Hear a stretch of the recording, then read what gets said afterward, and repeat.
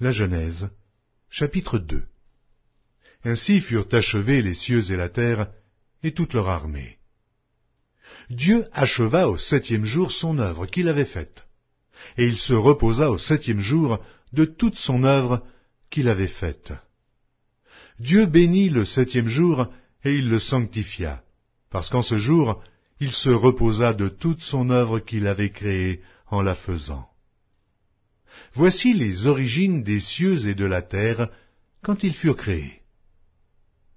Lorsque l'Éternel Dieu fit une terre et des cieux, aucun arbuste des champs n'était encore sur la terre, et aucune herbe des champs ne germait encore, car l'Éternel Dieu n'avait pas fait pleuvoir sur la terre, et il n'y avait point d'homme pour cultiver le sol. Mais une vapeur s'éleva de la terre et arrosa toute la surface du sol. L'Éternel Dieu forma l'homme de la poussière de la terre. Il souffla dans ses narines un souffle de vie, et l'homme devint un être vivant. Puis l'Éternel Dieu planta un jardin en Éden du côté de l'Orient, et il y mit l'homme qu'il avait formé. L'Éternel Dieu fit pousser du sol des arbres de toute espèce, agréables à voir et bons à manger, et l'arbre de la vie au milieu du jardin, et l'arbre de la connaissance du bien et du mal. Un fleuve sortait d'Éden pour arroser le jardin, et de là, il se divisait en 4 bras. Le nom du premier est Pishon. C'est celui qui entoure tout le pays de Havila où se trouve l'or. L'or de ce pays est pur. On y trouve aussi le bdolium et la pierre d'onyx. Le nom du second fleuve est Gihon. C'est celui qui entoure tout le pays de Cush. Le nom du troisième est Hidékel. C'est celui qui coule à l'orient de la Syrie. Le 4e fleuve, c'est l'Euphrate. L'Éternel Dieu prit l'homme et le plaça dans le jardin d'Éden pour le cultiver et pour le garder. Et l'Éternel Dieu donna cet ordre à l'homme.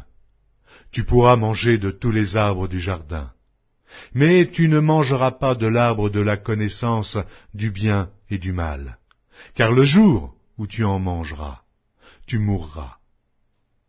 L'Éternel Dieu dit, il n'est pas bon que l'homme soit seul.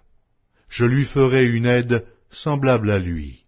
L'Éternel Dieu forma de la terre tous les animaux des champs et tous les oiseaux du ciel, et il les fit venir vers l'homme pour voir comment il les appellerait, et afin que tout être vivant portât le nom que lui donnerait l'homme.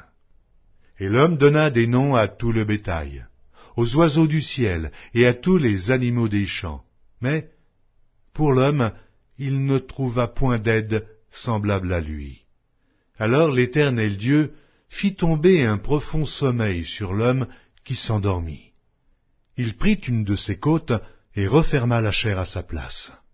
L'Éternel Dieu forma une femme de la côte qu'il avait prise de l'homme, et il l'amena vers l'homme. Et l'homme dit, voici cette fois celle qui est os de mes os et chair de ma chair. On l'appellera femme, parce qu'elle a été prise de l'homme. C'est pourquoi l'homme quittera son père et sa mère et s'attachera à sa femme, et ils deviendront une seule chair. L'homme et sa femme étaient tous deux nus, et ils n'en avaient point honte.